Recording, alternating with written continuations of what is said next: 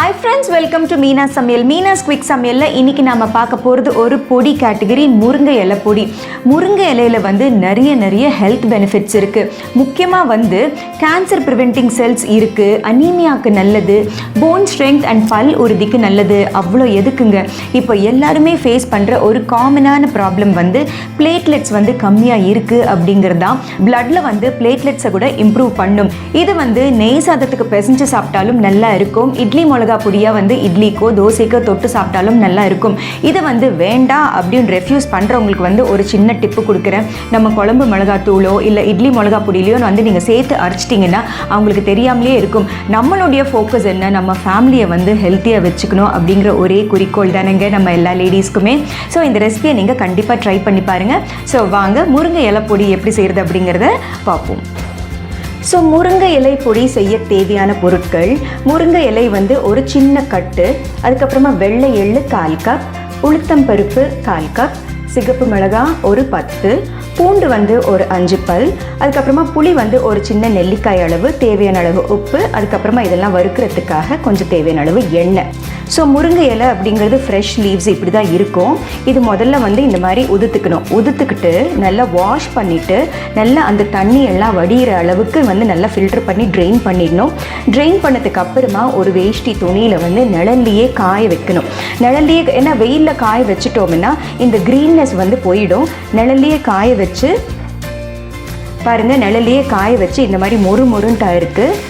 ரொம்ப பிஞ்சு ஸ்டெம்ஸ், அதாவது இந்த சைஸில் இருக்கிறதெல்லாம் வந்து நீங்கள் அப்படியே விட்டுடலாம். நீங்கள் பார்த்தீங்கன்னா தெரியும், ஸ்மால் ஸ்டெம்ஸ் வந்து நான் அப்படியே விட்டுருக்கேன்.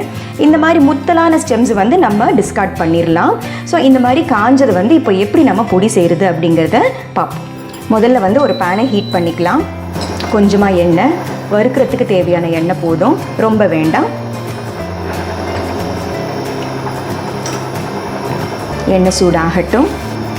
ஸோ எண்ணெய் சூடாயிடுச்சு. முதல்ல உளுத்தம் பருப்பு நல்ல செவக்க வறுத்துக்கோங்க.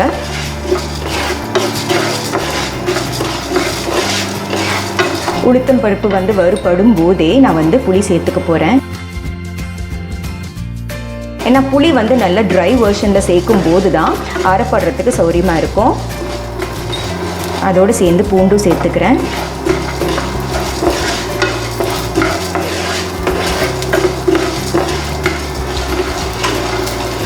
முருங்கை இலையில் வந்து நிறைய கால்சியம் இருக்குது, நிறைய அயர்ன் இருக்குது, சாப்பிட்டா நல்லது அப்படின்ட்டு ரொம்ப அவேர்னஸ் வந்துட்டுருக்கு. ரெடிமேடாக வந்து முருங்கை இலை பொடி வந்து அவைலபிளாக இருக்குது, நிறைய பிராண்ட்ஸ்லேயும் அவைலபிளாக இருக்குது. ஆனால் வீட்டில் செடி இருக்குது, இல்லைன்னா முருங்கை இலை வந்து இப்போது மார்க்கெட்டில் அவைலபிளாக தானே இருக்குது. நம்மளே வந்து வீட்டில் சுத்தமாக செஞ்சுக்கும் போது அதோடைய திருப்தியே தனிதாங்க. ஸோ இப்போ லைட் ப்ரௌனிங் வந்தாச்சு பாருங்கள். இந்த ஸ்டேஜில் வந்து நான் எள்ளு சேர்த்துக்கிறேன். ஏன்னா எள்ளு வந்து சைஸ் ரொம்ப சின்னதாக இருக்கிறதுனால வறுபடுறதுக்கு வந்து ரொம்ப சீக்கிரமாக வறுபட்டுரும்.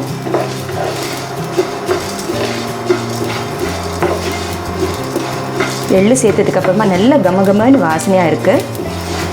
இன்னும் உங்களுக்கு இதில் நியூட்ரிஷனல் பெனிஃபிட்ஸ் வேணும், கலர் இஸ் ஓகே அப்படின்னு நீங்கள் நினச்சிங்கன்னா வெள்ளை எள்ளு பதிலாக கருப்பு எள்ளு சேர்த்துக்கிட்டிங்கன்னா அதில் வெளியில் ஹஸ்க் இருக்கும்போது இன்னும் நியூட்ரிஷனல் பெனிஃபிட்ஸ் வந்து அதிகமாகும்.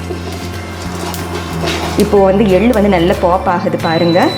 நல்லா சிம் பண்ணிவிட்டு சிகப்பு மிளகாவை சேர்த்துக்கலாம். சிகப்பு மிளகாய் ஆல்ரெடி நல்லா கிறிஸ்பாக தான் இருக்குது. அந்த சூடு பட்டால் கிறிஸ்பாக ஆகிடும். ஸோ நம்மளுக்கு வந்து அரைப்படுறதுக்கு சௌரியமாக இருக்கும். அந்த காரணத்துக்காக தான் ஜஸ்ட் லாஸ்ட்டில் சேர்த்துக்கிறேன்.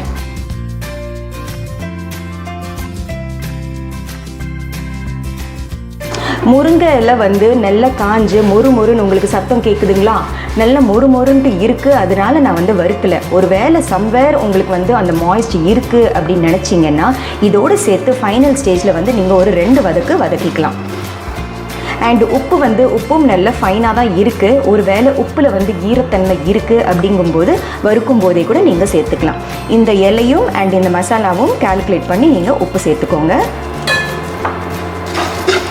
ஸோ வறுபட்டாச்சு. நான் இப்போ ஸ்டவ் சுவிட்ச் ஆஃப் பண்ணிடுறேன். ஒரு பிளேட்டுக்கு நான் ட்ரான்ஸ்ஃபர் பண்ணிக்கிட்டு நல்லா ஆறுனதுக்கு அப்புறமா நம்ம அரைச்சிக்கலாம். இப்போது இந்த உளுத்தம் பருப்பு மிக்சர் வந்து நல்ல ரூம் டெம்பரேச்சர் ஆறியாச்சு. சூடு வந்து நல்லாவே குறைஞ்சிருச்சு.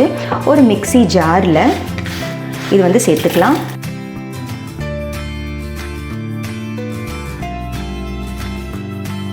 சூடாக இருக்கும்போது அரைக்கக்கூடாது, நல்லா ஆறுனதுக்கு அப்புறமா தான் அரைக்கணும் அப்படிங்கிறதுக்கு ஒரு காரணம் இருக்குங்க. ஏன்னா சூடாக இருக்கும்போது அரைச்சோம்னு வச்சுக்கோங்க, அந்த எள்ளில் வந்து ஆயில் இருக்கும் அப்படிங்கிறதுனால அரைப்படும் போது வந்து அந்த ஆயில் வந்து வெளியில் கக்கிட்டு வந்துடும், நம்மளுக்கு டிசைடான டெக்ஸ்சர் வந்து கிடைக்காம போயிடும். ஸோ இதோடு சேர்த்து கொஞ்சம் கொஞ்சமாக எல்லையும் சேர்த்து நம்ம அரைச்சிக்கலாம்.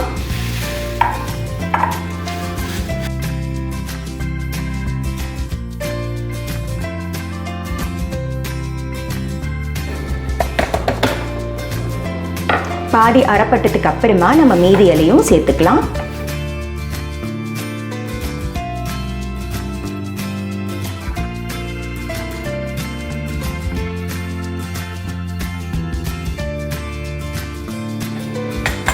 நல்லா அந்த பச்சை கலர் வந்து எவ்வளோ அழகாக இருக்குது பாருங்கள். இது வந்து நம்ம வெயிலில் காய வச்சோம்னா இந்த கலர் கிடைக்கவே கிடைக்காது.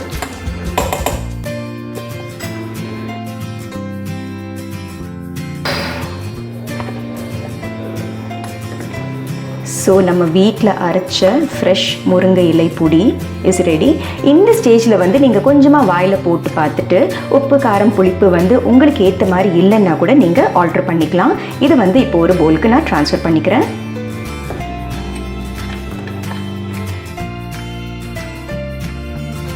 ஸோ முருங்கை இலை பொடி இஸ் ரெடி. ஸோ இந்த ஹெல்த்தியான முருங்கை இலை பொடி எப்படி செய்கிறது அப்படிங்கிறத பார்த்தீங்க இல்லையா. சீசனலாக வந்து இலை கிடைக்கும் போது நல்ல கழுவி நல்லா காய வச்சுட்டு பொடி செஞ்சு வச்சுக்கிட்டிங்கன்னா கண்டிப்பாக நம்ம வந்து ஹெல்த்தியான ஒரு லைஃப்பை லீட் பண்ணலாம். ஸோ முருங்கை இலை பொடி கண்டிப்பாக நீங்களும் ட்ரை பண்ணி பாருங்கள். ஸோ மீனா சமையலை பாருங்கள், லைக் ஷேர் சப்ஸ்கிரைப் பண்ணுங்கள். பாய்.